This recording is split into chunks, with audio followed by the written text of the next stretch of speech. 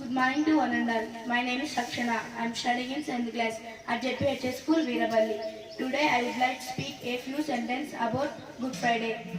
అందరికీ శుభోదయం. నా పేరు కే భువనేశ్వర్ రెడ్డి. నేను జిల్లా పరిషత్ హై స్కూల్లో 7వ తరగతి చదువుతున్నాను. ఈరోజు నేను గుడ్ ఫ్రైడే గురించి కొన్ని వాక్యాలు చెప్పబోతున్నాను. Good Friday is also known as Holy Friday, Great Friday and Black Friday. Good ఫ్రైడేని హోలీ ఫ్రైడే, గ్రేట్ ఫ్రైడే మరియు బ్లాక్ ఫ్రైడే అని కూడా అంటారు. The festival is celebrated on the Friday before Easter Sunday. ఆదివారం ఈస్టర్ పండుగ ముందు శుక్రవారం good ఫ్రైడేగా జరుపుకుంటారు. Nearly 2000 years ago on this day, Jesus Christ was hanged on a cross with a nail. 2000 సంవత్సరాలకు ముందు యేసుక్రీస్తు ప్రభువు శిలువలపై మేకుల ద్వారా వేలాడదీయబడ్డారు. It is celebrated as a mourning day. ఈ రోజున సంతాప దినంగా జరుపుకుంటారు. On Good Friday, the bells are not played in the church. శుభ శుక్రవారం నాడు గంటలు మ్రోగవు. On this day, tribute is paid to Jesus Christ. ఈ రోజున యేసుక్రీస్తు ప్రభువుకు నివాళులు అర్పిస్తారు. On Good Friday at 3 p.m., people go to the church and pray and apologize for their sins. శుభ శుక్రవారం నాడు ప్రజలు మధ్యాహ్నం 3 గంటలకు చర్చికి వెళ్లి ప్రార్థనలు చేస్తారు మరియు వారి పాపాలకు క్షమాపణలు అడుగుతారు. This whole week has been considered very sacred in Christianity. ఈ వారం మొత్తం క్రైస్తవంలో పరివర్తమైనదిగా పరిగణించబడుతుంది. Good Friday is the festival of sadness, grief and mourning in the entire Christian community.